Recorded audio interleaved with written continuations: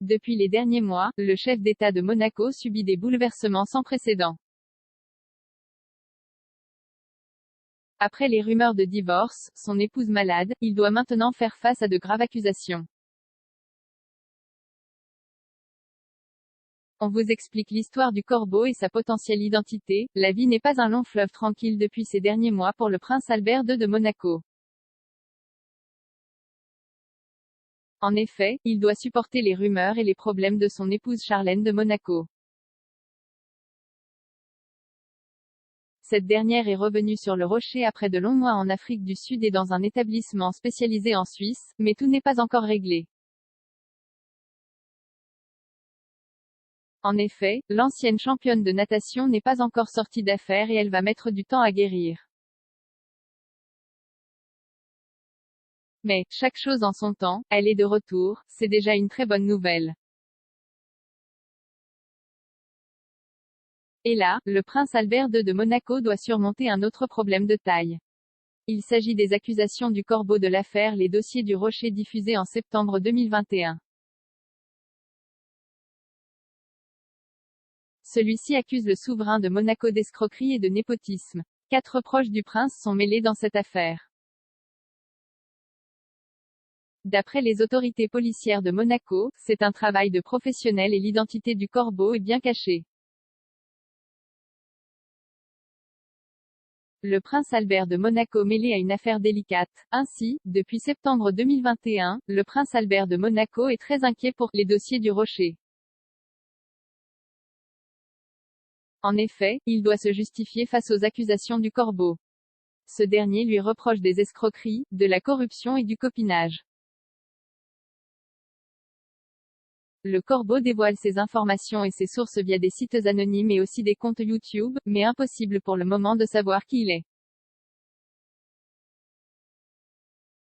Apparemment, son but est de faire tomber 4 proches du chef d'État monégasque. Les 4 cibles principales des dossiers du Rocher sont Didier Linotte, Claude Palmero, Laurent Anselmi et Thierry Lacoste, selon nos confrères d'Histoire Royale. Didier Linotte est le président du tribunal suprême de Monaco. Claude Palmero est l'expert comptable administrateur des comptes en banque privée du prince Albert II de Monaco. Laurent Anselmi est son chef de cabinet. Enfin, Thierry Lacoste est son avocat et ami d'enfance.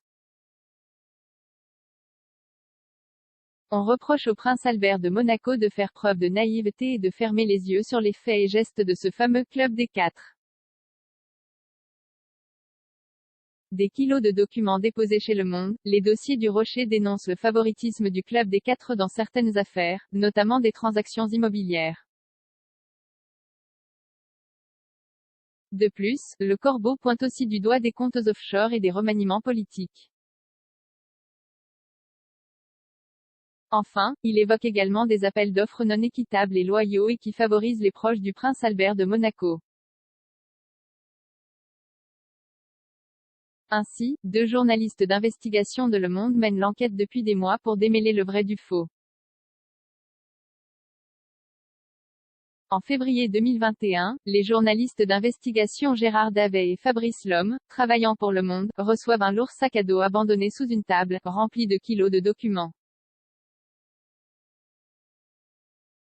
Il s'agit des documents utilisés pour alimenter les sites anonymes, explique Histoire Royale. Est-ce la vengeance d'un promoteur immobilier? Des rumeurs circulent sur l'identité du corbeau qui se cache derrière les dossiers du Rocher. Pour le moment, les autorités sont fixées sur Patrice Pastor, un promoteur immobilier richissime à Monaco. Plusieurs plaintes ont été déposées contre le corbeau qui a volé ces documents confidentiels. Mais, c'est un professionnel qui a investi des millions d'euros pour que les différents sites soient anonymes.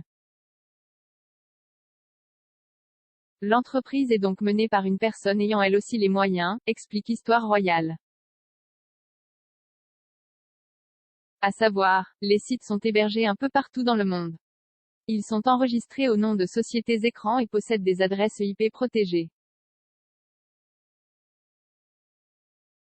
Affaire à suivre dans l'affaire du Corbeau du Rocher.